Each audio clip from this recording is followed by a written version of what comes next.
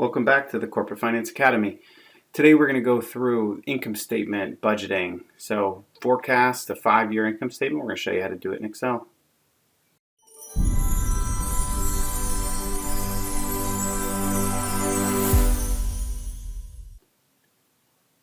So what we're going to talk about, how to make a 5-year budget for your P&L. We're going to show you how to think about the different assumptions that you need to make and different ways to forecast them. And we're going to show you how to actually do it in Microsoft Excel. All right, so we are going to get into creating a budget or forecast for the income statement for 5 years. So we're going to cover the income statement here, and we're going to break this up a bit, but we actually are planning to cover everything: the cash flow statement, the balance sheet, and the income statement, all separately. So we'll get to that, but today we're just going to go through the income statement. Watch out for the videos for the rest of it.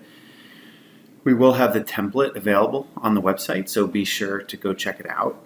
Right now, you can just add your email address to get on the mailing list, and we'll let you know when the website is up and running, but it should be shortly. If by the time you watch this video, it may be up and running. So as we get into this, really what we're trying to do is forecast forward 5 years. What are the next 5 years going to look like? And you're going to base this off of your actuals. So you can see on the left, these are your actuals for 2015 through 2019. And you're also going to base it on some assumptions. As you build the file, I have assumptions on another tab. Some people prefer to have assumptions in the same file and have them all line up row by row or column by column. And I like to have a little bit more detail, and for the purposes of this, I want to show a few different options for how you can do these assumptions, so I've got them on another tab. And then lastly, up here you can see very simple. Inputs are going to be shaded, hard codes are going to be in blue, and calculation formulas will be in black font.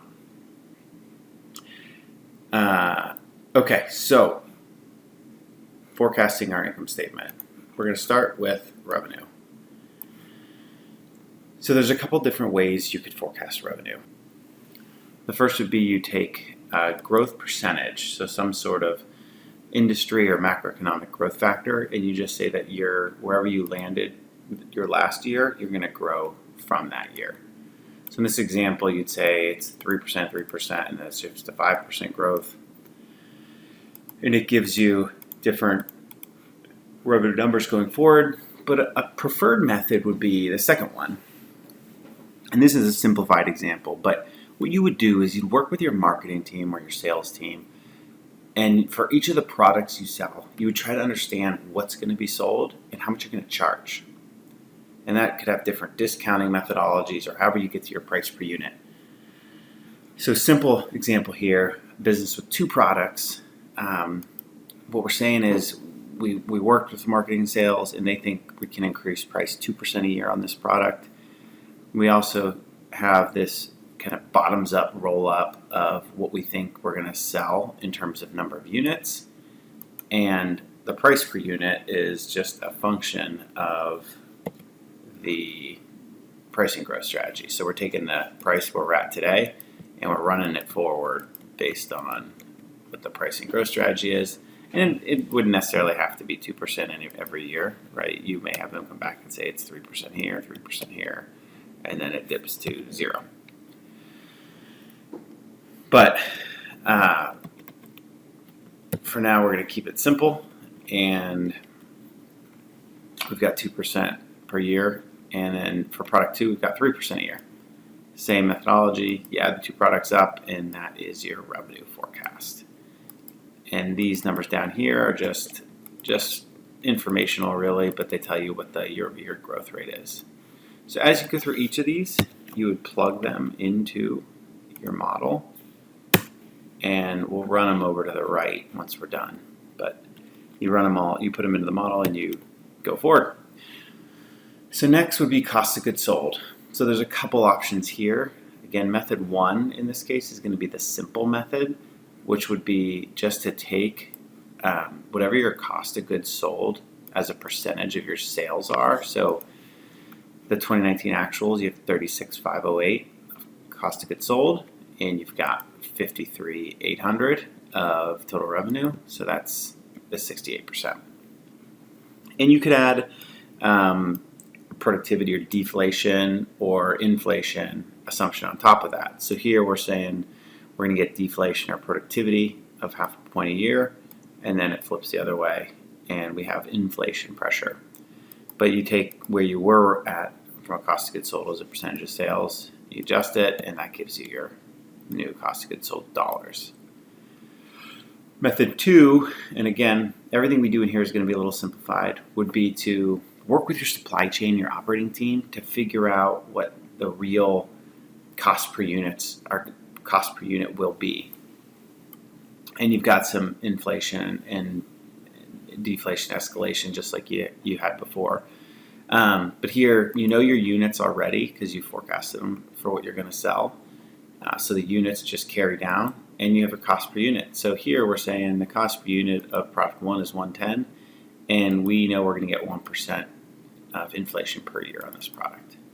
So all you do is you take that prior year cost, you run it at 1%, and you'll see that's the same math that you get as you work across the screen. And product 2 is a little bit the opposite. We're saying we get 1% of deflation or cost out each year, and that's going to result in your price or your cost per unit going down every year. Again, you add up your two cost lines to get to your total cost forecast, and we would then plug that in as well.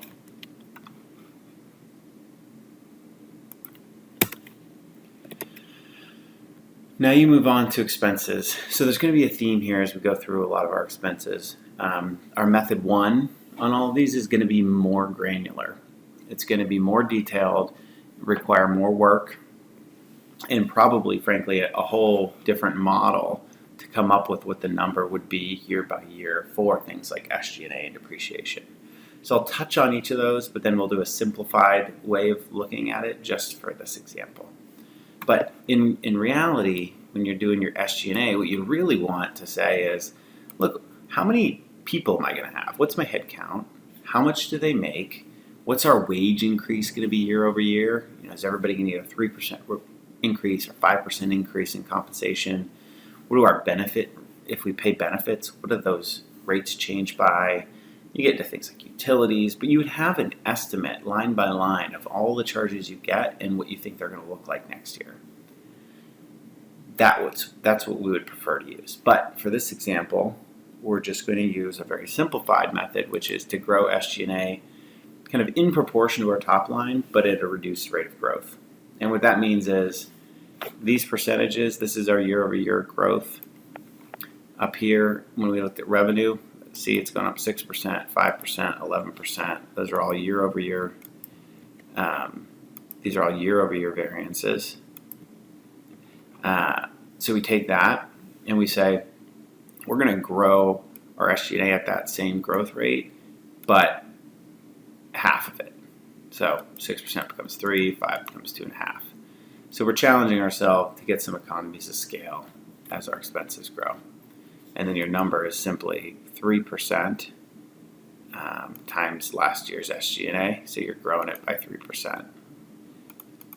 Same thing as you go across the screen. Plug that into our model. And onto depreciation. So similar but different, depreciation. What you would have here in an ideal world is a listing of all your P&E, and for each element of P&E, the depreciation schedule year by year, and you'd have an estimate as to how much you're going to buy, what P&E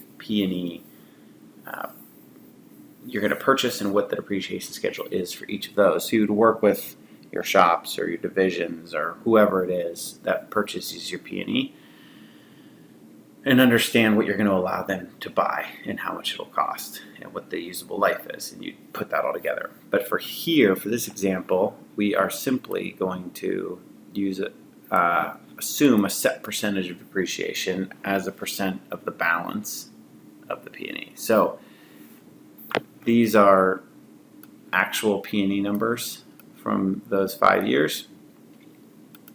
What we're saying here is This is the percentage of your depreciation as a percentage of your total P&E balance. So it went from 15 to 17 to 18, but the 5-year average is 18%. So that is going to be what you're going to assume going forward.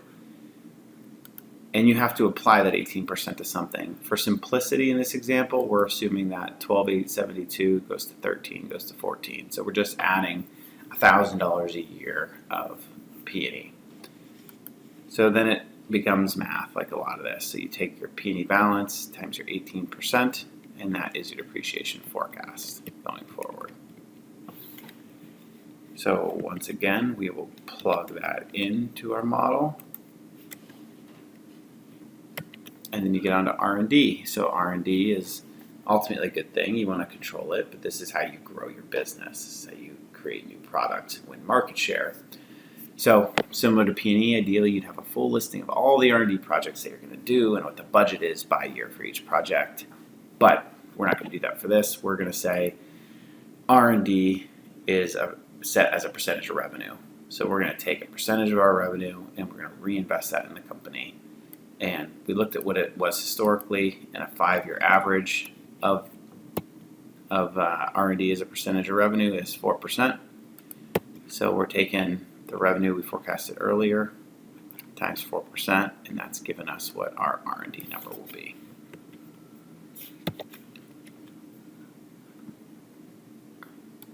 That's plugged in.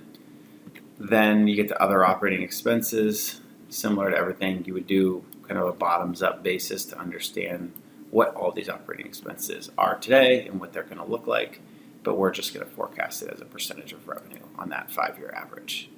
So on average, we're at 6%, but similar to when we did SG&A, we're gonna give a reduction challenge here. So we're taking 6% of the revenue, but then we're going to knock it down by 25%. To make it a little bit more challenging and give ourselves some economies of scale on some of those other expenses.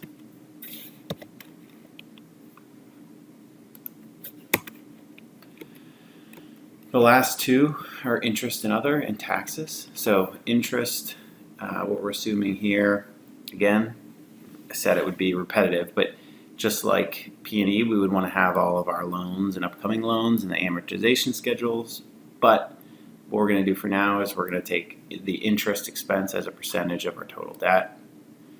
We have these total debt actuals. We're making an assumption that we're going to pay down $1,000 per year.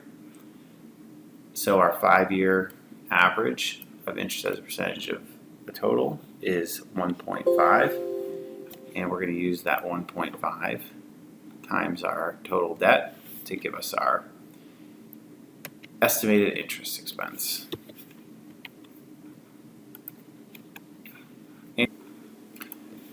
Okay, because taxes work a little bit different than everything else, I am actually going to drag everything.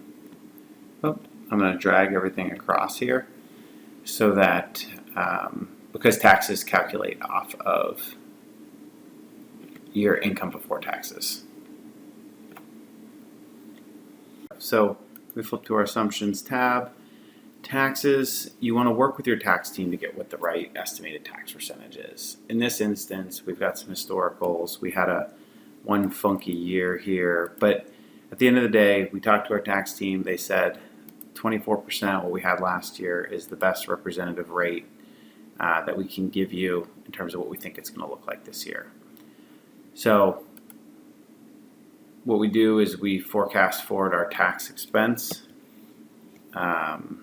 which in this case is 24%, so it's times your net income, or your income before taxes is all that's doing. So as we link that in here, drag it across, that gives us our final income statement, our final P&L. So that's it. That's how we do a 5-year budget or a 5-year forecast of our income statement. It's important to note that any planning cycle or budgeting cycle, finance is just a piece of it. what you do in your financials needs to align with the strategy of the overall business. So it's really important for the finance folks who are building these models to be very in tune and in touch with the operating team to make sure this is reflective of what's really going to happen in the business. So you always want to keep that in mind. Obviously, this was a pretty high-level methodology to do it. When you're in the business, you want to make sure you're putting the work in to really understand the demand forecast, to build your revenue at a more granular level, understand what drives that, and then getting into the details of all your costs and all of your expenses. But hopefully this gives you a great idea of how it would work, and it gives you the framework to build a 5-year forecast. So, like I mentioned at the beginning, we will have the other videos, so the cash flow statement forecasting, and we'll put it all together to have full financials, income statement, cash flow statement, and balance sheet all together and show you how those all link. So we'll have future videos on that, so stay tuned. All right, well, thank you for watching our video. Please subscribe, like, or even dislike if that's the case, and leave any questions or comments that you may have, and we'll try to address them. Be sure to check back for the rest of our budgeting forecasting videos and all of our other videos. Thanks, everyone.